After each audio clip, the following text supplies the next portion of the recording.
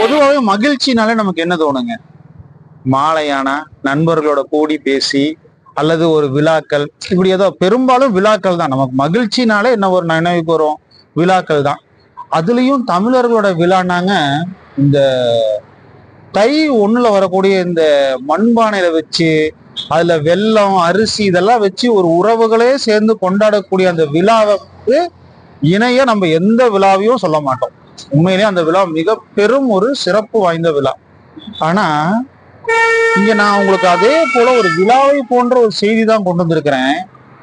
இவ்வளவு சிறப்பு வாய்ந்த ஒரு விழாவை நம்ம நினைவுல வச்சுக்கிட்டு இதே போன்ற இதைவிட இன்னும் கூடுதல் மகிழ்ச்சி தரக்கூடிய இன்பம் தரக்கூடிய நல்ல வலிமையான ஒரு விழாவை நாம் இன்று இழந்து விட்டோம் அல்லது மறந்து விட்டோம். எப்படி வேணாலும் வச்சோம். இன்னைக்கு அந்த விழா நம்ம கொண்டாடுறதே இல்லைங்க. இன்னும் சொல்ல போனா சில பேருக்கு இப்படி ஒரு விழா இருக்கிறதே பாத்தீங்கன்னா சில பேருக்கு தான் தெரியும், பல பேருக்கு தெரிஞ்சிருக்கிறதுக்கான வாய்ப்பே குறைவுதான். அப்படி என்ன விழான்னு கேக்குறீங்களா? ஓண திருவிழாங்க. உங்களுக்கு உடனே நினைக்க தோணும், என்னப்போ ஓண திருவிழாங்கிறது மலையாளத்துக்காரங்களுக்கு மட்டும்தானே ஓண விழா, அது தமிழர் விழா இல்லை அப்படின்னு நீங்க நினைப்பீங்க. உண்மை என்னன்னா இந்த ஓண திருவிழா அப்படிங்கிறது தென்னக பகுதிகளுக்கே உரியதானது. அதாவது தமிழ்நாட்டுக்கு மட்டும் இல்லை, தென்னக பகுதிங்கிறது ஆந்திரா வந்துடும், கர்நாடகா வந்துடும், கேரளா வந்துடும். இப்ப புதிதாக உருவான ஒரு மாநிலம் தெலுங்கானா மாநிலத்துக்கு, இது எல்லாமே தெற்கு பகுதின்னு தான் சொல்லுவாங்க. இப்படி தெற்கு முழுவதுமே மிகவும் வலிமையோடும் வீரத்தோடும் அழகாகவும் கொண்டாடப்பட்ட ஒரு விழா எதுன்னு கேட்டீங்கன்னா இந்த ஓண திருவிழா தான். இந்த ஓண திருவிழாவை பத்தி பாண்டிய பேரரசிடம் அந்த விழா தொடங்குது. அங்கிருந்து அதனுடைய குறிப்பு தொடங்குது. இந்த பாண்டிய பேரரசிலிருந்து பிற்காலத்துல வந்த சோழ பேரரசு வரைக்குமே கொண்டாடி இருக்காங்க. அதற்கான கல்வெட்டு சான்றுகள் எல்லாமே இருக்குது. இந்த ஓண திருவிழாங்கிறது அவ்வளவு பெரிய திருவிழாங்களாம். அது எப்ப ஏற்பட்ட திருவிழான்னு கேட்டீங்கன்னா 10 நாள் நடக்குங்க இந்த திருவிழா. 10 நாளும் 10 விதமாக நடக்கும். அதுல ஒரு நாள் திருவிழா எப்படின்னு கேட்டீங்கன்னா யானைகளையே அணிவகுத்து அழகழகா பயணிக்கக்கூடிய திருவிழா. உடனே நீங்க சொல்லுவீங்க, இது கேரளா நடக்கக்கூடிய விழா தானே. உண்மையிலேயே கேரளால இன்னைக்கு அந்த விழா கொண்டாடுறாங்க. அவங்களும் கேரளாவும் ஒரு காலத்துல தமிழ்நாட்டுக்கு கூட தான் இருந்துச்சுங்க. வரலாறு உள்ளவங்களுக்கு எல்லாம் தெரியும். இன்னைக்கு அதை அவங்க கொண்டாடுறாங்க. ஆனா நம்ம கிட்டையும் அந்த விழா இருந்ததுங்கிறதான் இங்க நான் சொல்ல வரேன். அதுல இந்த மதுரையில இருந்து எந்த விழாவுமே பாருங்க பாண்டியர்களிடம் இருந்துதான் ஒரு விழா தொடரும். நீங்க தமிழ்நாட்டுல இன்னைக்கு கொண்டாடப்படக்கூடிய எல்லா விழாவுமே எடுத்துக்கோங்க, அது பாண்டிய பேரரசுகளிடம் இருந்துதான் அது தொடங்கும். அப்படி தொடங்குற இந்த விழாவை பாண்டியர்களை பற்றிய மதுரையை பற்றிய எழுதிய ஒரு நூல் எதுன்னு நிறைய நூல் இருக்குதுங்க. அதுல இந்த நூல் ரொம்ப முக்கியத்துவமா வாய்ந்த நூல். அந்த நூலுடைய பெயர் என்னன்னு கேட்டீங்கன்னா 10 பாட்டு. இந்த 10 பாட்டுங்கிறது சங்க இலக்கிய நூல் அப்படிம்பாங்க. இந்த 10 பாட்டு தாங்க ரொம்ப அரிதான நூலுங்க. சங்க இலக்கிய நூலும்பாங்க. அதாவது புறநானூறே பழமையான நூல். அந்த பழமைக்கே ஒரு பழமையான நூல் எதுன்னா இந்த 10 பாட்டு தான். தொல்காப்பியம் கூட இந்த 10 பாட்டுக்கு பின்னாடிதான் வருங்க. அப்ப நீங்க சிந்திச்சு பாருங்க, தொல்காப்பியம் கூட 10 பாட்டுக்கு பின்னாடிதான் வருது. இந்த சங்க நூலுக்கு இணையாக கலித்தொகை வரும், அகநானூறு வரும். இதெல்லாம் முந்தைய சங்க காலத்து நூல் அப்படிம்பாங்க. அந்த நூல்ல கூட இந்த ஓண திருவிழாவை பத்தி எழுதியிருக்காங்க. சரி, நான் நேரா இந்த விழாவினுடைய சிறப்புக்கு வந்துடுறேன். இந்த விழால அப்படி என்ன ஒரு சிறப்புன்னு இந்த பாண்டிய நாட்டுல இருக்கக்கூடிய இதுல எழுதுறாங்க அப்படின்னா அது எப்படி எழுதுறாங்கன்னு நான் முதல்ல சொல்லிடுறேன். அது பாருங்க, அந்த விழா எப்படின்னா மக்கள் எல்லாம் அப்படி ஊரே ஒண்ணு திரண்டு ஜாதி மதம் எதுவுமே இல்லாம, பெரியவர் சின்னவர் பணக்காரர் ஏழைனால எதுவுமே கிடையாதுங்களாமா, எல்லாரும் ஒன்று கூடி நடத்தக்கூடிய ஒரு விழா அந்த ஓண திருவிழாங்க. இந்த ஓண திருவிழா அவ்வளவு பெருசா நடக்குங்களாமா. அந்த விழாவுக்கு பாண்டிய மன்னர் எப்படி வருவாருங்களாமா, அந்த விழாலதான் பாண்டிய மன்னர் நீங்க அப்படி பார்க்க முடியுங்களாமா. வேற எந்த இடத்துலயும் பாண்டிய மன்னன் அந்த மாதிரி ஒரு காட்சி தரவே மாட்டாருங்களாம். அது எப்படி சொல்றதுன்னா ரொம்ப அழகா சொல்றாங்க. அதுல பாண்டிய மன்னன் அப்படியே அந்த மக்கள்லாம் கூடி இருக்கிற அந்த கூட்டத்தின் இடையில அப்படியே நகர்ந்து நகர்ந்து அன்னம் போல்தான் நகர்ந்து வர முடியுமா? பாண்டிய மன்னன் எப்படி இருப்பாருங்க? நல்லா ஒரு கம்பீரமான உடல், நல்ல பலசாலி. அவர் நடந்து வந்தாலே அவருக்கு பாதுகாப்பு கொடுக்குறாங்க பேர்ல விலகு விலகு விளையாட்டு வருவாங்கல்ல, அங்க அதெல்லாம் நடக்காது. பாண்டிய மன்னனே மெல்ல மெல்ல அடியெடுத்து அந்த கூட்டத்தை நகர்த்தி நகர்த்தி தான் வருவார். அவர் வரும் அழகு இருக்குது பாருங்க, அது எப்படி இருக்குமா? அப்பதான் அவர் அந்த தலைக்கு கிரீடம் வச்சே வருவாரு. நாம் அன்ன வரைக்கும் பாண்டிய மன்னர்கள் கிரீடம் வைப்பது ரொம்ப குறைவுங்களாமா. அரசவையில் கூட கிரீடம் வைப்பது எப்பாதான் வைப்பாங்களாமா. அதற்கு கூட மரபு இருக்குதுங்களாமா. ஆனா அந்த விழால பாண்டிய மன்னன் அப்படி மணிமுடி வச்சுக்கிட்டு தங்க மாலைகள் அணிந்து வண்ண வண்ண மாலைகளை அணிஞ்சுக்கிட்டு அப்படி பட்டு துணி. யோசிச்சு பாருங்க, பாண்டிய மன்னர்கள் பாத்தீங்கன்னா இந்த அவங்ககிட்ட இல்லாத செல்வ வளங்களே கிடையாது. ஆனா பாண்டிய மன்னன் இயல்பாகத்தான் இருப்பாருங்க. பாண்டிய மன்னன் மட்டும் இல்லைங்க, தமிழகத்தை ஆட்சி செய்த, அதாவது இந்த விஜயால பேரரசுன்னு சொல்லுவாங்க, நாயக்கர் பேரரசு அவங்கள சார்ந்து வந்ததுதான். அந்த விஜயால பேரரசுக்கு வர வரைக்குமே இவங்க எல்லாமே சாதாரணமா தான் இருப்பாங்களாமா. சோ ஒரு சாதாரண உடை அணிந்து சாதாரணமாக பேசக்கூடியவர்களா இருப்பாங்களாமா. இது எந்த நூல் எழுதியிருக்காங்க கேட்டீங்கன்னா, இண்டிகாங்கிற ஒரு நூல் எழுதி இருக்குதுங்க. இண்டிகாங்கிற நூல் அது இந்திய நூல் கிடையாதுங்க, வெளிநாட்டில் இருக்கக்கூடிய அறிஞர்களால் எழுதப்பட்ட நூலுங்க அது. அப்பேற்பட்ட இருக்கக்கூடிய மன்னன் இந்த விழால வரும்போது எப்படி வருவாருங்களாமா? அப்படி அந்த தங்க மாலைகள் அணிந்து வண்ண பூக்களை சூடியவாறு பட்டு துணிகள்லாம் அணிஞ்சுக்கிட்டு அப்படி யானையில இறங்கி அந்த கூட்டத்தின் நடுவே மெல்ல மெல்ல நகர்ந்து உள்ளே வரும் காட்சி இருக்குதே, மாயோன் மை பூசியது போல் இருக்குமா. இங்க ரெண்டு பொருள் வரும். மாயோன்னா சிவனையும் குறிக்கும், மன்னனையும் குறிக்கும். அது மாயோன் மை அப்படின்னு வருது. அப்படி அழகா பாண்டிய மன்னன் நிப்பாருங்களாமா. அப்படி அவர் நிக்கக்கூடிய அந்த காட்சியை பார்க்கறதுக்கே கூட்டம் கூடுமா. அததான் இந்த பாடல்ல சொல்றாங்க. அந்த 10 பாட்டு பாடல்ல எவ்வளவு அழகா எழுதுறாங்க பாருங்க. அந்த பாடல் வரிகள் பாத்தீங்கன்னா 590ல இருந்து 599 வரைக்கும் இருக்கிற பாடல் மட்டும் தான் நான் பண்ணிருக்கிறேன். அது சொல்றேன் பாருங்க. கணங்கொள் கணங்கொள் அவனர் கடந்து புலந்தார் மாயோன் மேய ஓன நல் நாள் அப்படிங்கிறார். இங்க இந்த புலந்தாருன்னு கேட்டோம்னு நம்ம எல்லாம் சொல்லுவோம். இன்னைக்கு கோவத்துல கூட டே நான் உன்ன புலந்தே ஓடுவேன். ஆனா உண்மையிலேயே தமிழ் இலக்கியங்கள்ல புலப்பது என்பதற்கு பொருள் என்னன்னு கேட்டீங்கன்னா, தங்கத்தை வெட்டி ஆரமாக மணிகளாக கோர்த்து மாலையாக அணிந்தது என்று பொருள். அது கூட இன்னொரு பொருளும் சேர்ந்துக்கும். வண்ண வண்ண மலர்களை மாலையாக கோர்த்து அழகணிகளாக சூடிக்கொண்டவர்கள். நான் முதலே சொன்ன பாத்தீங்களா, பாண்டிய மன்னன் வரும் பொழுது இப்படி தன்னை அலங்கரித்து கொண்டு வருவார். அதாவது மாயோன் அப்படின்னா இன்னைக்கு அலங்கார பிரியர்னு யார கேட்டீங்கன்னா எல்லாருக்கும் தெரியும், விஷ்ணு பகவான் தான் அலங்கார பிரியர்னா அவரைத்தான் சொல்லுவாங்க.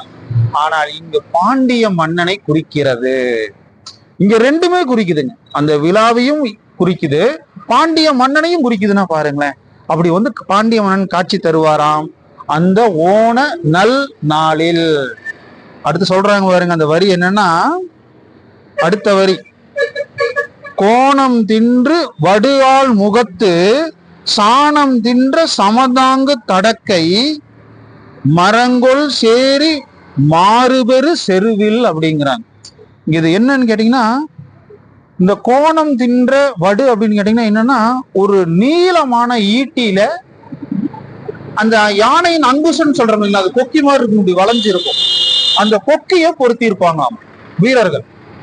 அப்படி நீளமான ஈட்டியில அந்த யானையினுடைய அங்குசத்தை மாட்டி இருக்கிற அந்த வளைந்த வாள்னு சொல்லுவாங்க. அதே அப்படி பொருத்தி இருக்கக்கூடிய அந்த ஈட்டி இப்படி கையில பிடிச்சிட்டு அந்த அணிவகுப்புக்கு வீரர்கள் வந்துட்டு இருப்பாங்களாம். எப்படின்னா, அன்னைக்கு எப்பவுமே படை வீரர்கள் எப்படி இருப்பாங்கன்னா, அவர்கள் கவச உடை அணிந்து அல்லது உடைகள் அணிஞ்சுதான் இருப்பாங்க. ஆனா அன்னைக்கு வரும்போது அவர்கள் மேலாடை இல்லாமல் அரை ஆடை அப்படிம்பாங்க. அது உழவர் ஆடைன்னு கூட சொல்லுவாங்க.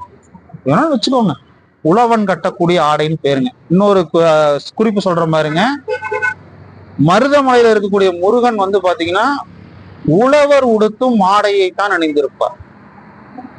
அது நீங்க பாத்தீங்க, அது மயூர பிரியனுடைய அந்த புகைப்படத்துல பாத்தீங்கன்னா தெரியும், உழவர் கட்டக்கூடிய ஆடை அணிந்திருப்பார். அதுதான் நம்ம மகாத்மா காந்தி அவர்களும் அணிந்த ஆடை.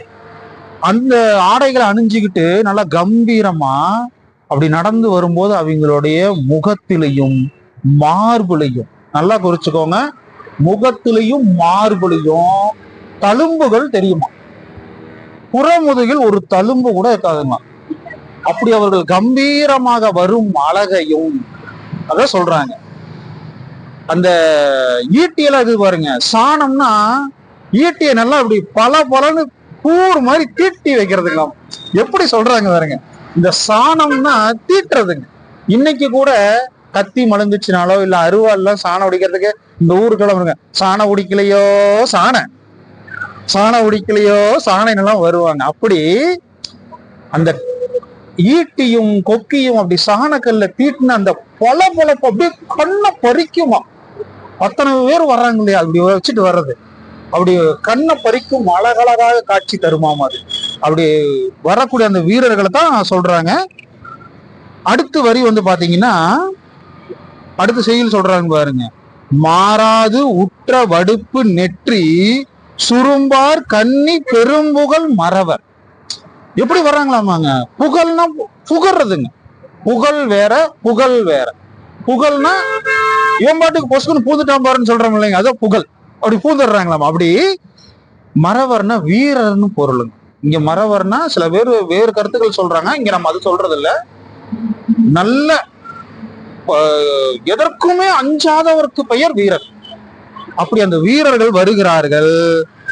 எதின் மேல் ஏறுவதற்கு வருகிறார்களா, ஆண் யானை இருக்குது பாருங்க, அந்த களிர் வந்து ஓடுங்களாமா களத்துல. பொதுவா யானை நடக்கிறதே பெரிய விஷயம், அப்படி யானை ஓடுங்களாமா. அந்த ஓடும் களிரின் மீது கம்பீரமாக அமர்ந்து அணிவகுப்பு நடத்துவதற்காக, அதாவது யானைகளின் வீர அணிவகுப்பு நடத்துவதற்காக அந்த விழா நடக்குங்களாமா. அதை பார்க்கறதுக்கு யாரு வராங்க, ஊர் மக்கள் வராங்க. மக்களோட சேர்ந்து வாயோன் மன்னவன் பாண்டிய மன்னன் வந்து அங்கு இருக்கிறார் அப்படிங்கிறார். அப்போ ஒரு விழாவினுடைய சிறப்பு எப்படி இருக்குது பாருங்க. ஒரு யானைக்கு பின்னாடி இவ்வளவு பெரிய விழாவை நம்ம கொண்டாடிட்டு இருந்திருக்கிறோம். இன்னைக்கு அந்த விழா நம்ம கொண்டாடுறதே இல்லை, பேருக்கு கொண்டாடுறோங்க. ஏன்னா இந்த ஓணங்கிறது பாத்தீங்கன்னா வைகாசி மாசத்துலதான் வருது. வைகாசி ஓண திருவிழாம்பாங்க. இன்னைக்கு நம்ம அது திருவோண நட்சத்திரம்னு கோயில போய் ஒரு பூஜைக்காக மட்டுமே அந்த விழாவுக்கு போய்கிட்டு இருக்கோம். ஆனால் இப்பேற்பட்ட மாபெரும் விழா நாம் கொண்டாடாமல் போனதினால் அந்த மாபெரும் சொத்து நம்மளை விட்டு போனது சொத்து மட்டும் இல்லைங்க, நம்மளுடைய மகிழ்ச்சியும் தான். ஏன்னா ஒரு விழா போயிடுச்சுன்னா மகிழ்ச்சியும் போயிருங்க. உங்களுக்கு விழாவை நீங்க கொண்டாடினாத்தான் மகனுக்கு சட்டை எடுப்பீங்க, நீங்க புது துணி போடணும்னு நினைப்பீங்க, வீட்டுல சுவையான உணவுகள் செய்யணும்னு விருப்பப்படுவீங்க. விழாவே இல்லைன்னு வச்சுக்கோங்க, நீங்க எந்த உணவு போய் வாங்குவீங்க, எந்த உடை எடுப்பீங்க? இன்னைக்கு கூட பாருங்க, நம்ம ஒரு விழாவுக்குத்தான் புது ஆடை எடுக்க விருப்பப்படுறோமே தவிர நம்ம பாக்கெட்ல பணம் இருக்குது, நம்ம யாரும் புது துணி எடுப்பதே கிடையாது. கல்யாண விழாவுக்கு புது துணி எடுக்கிறோம், அதுவும் விழா தானுங்க. ஆக நாம் இங்க விழாவை இழக்கவில்லை, நம் மகிழ்ச்சியை இழந்து விட்டோம். இதுதான் இந்த ஓண திருவிழாவுடைய சிறப்புங்க. இதுல இன்னொரு கூடுதல் சிறப்பு சொல்றேன் பாருங்க. இந்த அணிவகுப்பு இன்னைக்கு குடியரசு தினம், ஆகஸ்ட் தினத்துல எல்லாம் வந்து வீரர்களின் அணிவகுப்பு நடத்துவாங்க, பாத்திருக்கீங்களா? பல்லாயிரம் ஆண்டுகளுக்கு முன்னாடியே பாண்டிய பேரரசன் யானைகளை வைத்து அணிவகுப்பு நடத்தி இருக்கிறானா, அது எவ்வளவு பெரிய வளமிக்க நாடாக இருக்கும். அந்த நாட்டில் நம் முன்னோர்கள் பிறந்திருக்கிறார்கள். அந்த வளத்தை இன்னைக்கு நம்ம இழந்துட்டோம். உங்களுக்கு ஒரு சின்ன குறிப்பு சொல்றேன் பாருங்க. தமிழக அரசு யானை முகாம் நடத்துவதற்கு பல கோடி செலவு செய்கிறது. குறிப்பா அந்த 48 நாளைக்கு மட்டுமே வருடத்துக்கு 1.5 கோடியிலிருந்து 2 கோடியே செலவு செய்கிறது அரசாங்கம். அதுபோக இன்னும் நிறைய தொகைகளை செலவு செய்யுது. பாண்டிய மன்னன் அது எப்படி சொல்றாங்க பாருங்க, கடும் களிர் ஓடலின் காணார் இட்டன்னா இடம்ங்க, நெடுங்கரை காலல் நிலம்பரல் உறுப்ப கடுங்கல் தேரல் மகிழ் சிறந்தது அப்படிங்கிறார். யானைகள்லாம் பல கிலோமீட்டருக்கு அணிவகுத்து செல்லுகிறதாம். அவ்வளவு பெரிய யானைக்கு உணவு போடணும்னா பாண்டிய மன்னை எவ்வளவு பெரிய பணக்காரனா இருந்திருக்கும். ஒரு பணக்காரன் இருக்கணும்னா அந்த பணக்காரனை சுத்தி எத்தனை பணக்காரன் இருந்திருக்கும். இன்னைக்கு அதை தாங்க நம்ம இழந்துட்டோம்.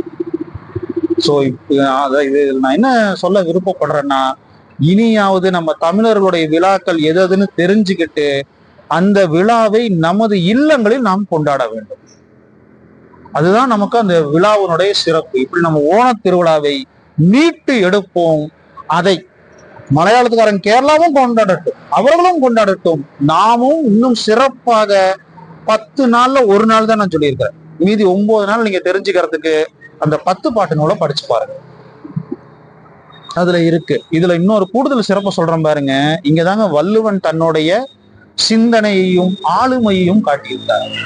வள்ளுவன் அழகாக ஒரு குறள் எழுதியிருக்காருங்க. அதாவது, ஒருவர் மகிழ்ச்சியோடு மட்டும் இருந்து விடக்கூடாது, மகிழ்ச்சியிலிருந்து அவர்கள் இலக்கை பெருசாக நிர்ணயிக்க வேண்டும் என்று ஒரு குறள் எழுதியிருக்கிறார்.